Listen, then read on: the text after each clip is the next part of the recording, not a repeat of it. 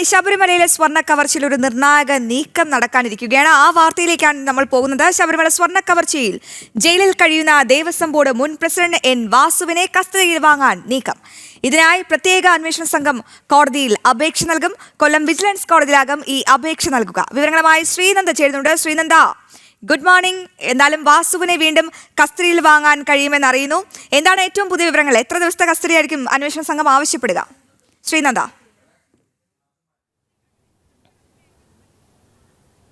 Good morning Aswathy സൂചിപ്പിച്ചതുപോലെ തന്നെ മുൻ ദേവസ്വം പ്രസിഡന്റ് വാസുവിനെ കസ്റ്റഡിയിൽ വാങ്ങാനുള്ള ഒരു നീക്കമാണ് SIT അന്വേഷണ സംഘം ഇപ്പോൾ നടത്തിയിരിക്കുന്നത്.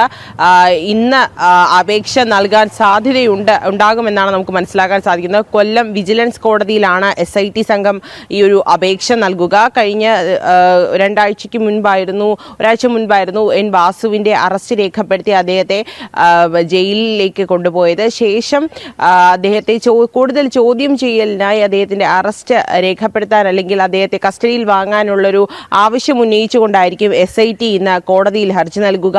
ഈ ഒരു കസ്റ്റഡി അപേക്ഷ കോടതിയിൽ ഇന്ന് ഉച്ചയോടുകൂടി ഹാജരാക്കുമെന്നാണ് നമുക്ക് മനസ്സിലാക്കാൻ സാധിക്കുന്നത്. കൊല്ലം വിജിലൻസ് കോടതിയിലായിരിക്കും എൻ വാസുവിന്റെ കസ്റ്റഡി അപേക്ഷ SIT സംഘം ഇന്ന് നൽകുക. എന്തായാലും ഉണ്ണികൃഷ്ണൻ പോറ്റിയെ ചോദ്യം ചെയ്തതിൽ നിന്നൊക്കെ തന്നെയാണ് മുൻ ദേവസ്വം പ്രസിഡന്റ് എൻ വാസുവിന്റെ പങ്ക്, സ്വർണ്ണ കവർച്ചയിൽ വാസുവിനുണ്ടായ പങ്ക് എന്തൊക്കെയാണെന്നുള്ള കാര്യത്തിലൊക്കെ വ്യക്തത വന്നത്. അപ്പോൾ അദ്ദേഹത്തെ കൂടുതൽ ചോദ്യം ചെയ്താൽ മാത്രമേ കൂടുതൽ ഉന്നതർക്ക് ഇതിൽ പങ്കുണ്ടോ എന്ന കാര്യത്തിലൊക്കെ ഉള്ള ഒരു തീരുമാനം ഉണ്ടാവുകയുള്ളൂ.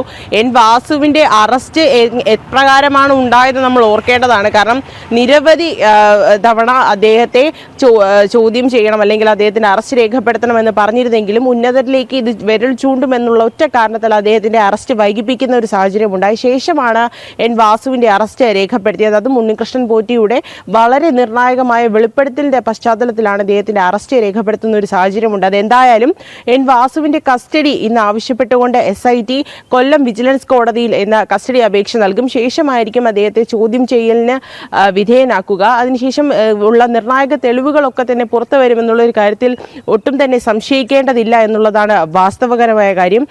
ഉണ്ണികൃഷ്ണൻ ഈ ഒരു സ്വർണ്ണ പാളി അവിടെ നിന്ന് കൊണ്ടുപോകാൻ നേരം ആ ഒരു മാസ്റ്ററിൽ എഴുതി പിടിപ്പിച്ചത് ഇതൊരു സ്വർണ്ണപ്പാളി അല്ല, ചെമ്പുപാളിയാണ് എന്ന് എഴുതി പിടിപ്പിച്ചത് മുൻ ദേവസ്വം പ്രസിഡന്റായ വാസു എന്നതിൽ തർക്കമില്ല എന്നുകൂടി നമുക്ക് ഇതിലൂടെ മനസ്സിലാക്കാൻ സാധിക്കും. കഴിഞ്ഞ ദിവസത്തെ അന്വേഷണ റിപ്പോർട്ടിൽ നിന്ന് ഇതൊക്കെ തന്നെ നമുക്ക് വ്യക്തമായിരുന്നു. എന്തായാലും കൂടുതൽ ചോദ്യം ചെയ്യലിലൂടെ മാത്രമായിരിക്കും എൻ വാസുവിന് ഇതിനുള്ള പങ്കും മറ്റുന്നതരിലേക്ക് ഇതിനുള്ള പങ്കും ഒക്കെ തന്നെ നമുക്ക് മനസ്സിലാക്കാൻ സാധിക്കുകയുള്ളൂ. എന്തായാലും ഇന്ന് ഉച്ചയോടുകൂടി തന്നെ ഒരു കസ്റ്റഡി അപേക്ഷ നൽകും എന്നാണ് നമുക്ക് അറിയാൻ കഴിയുന്നത്. അശ്വതി.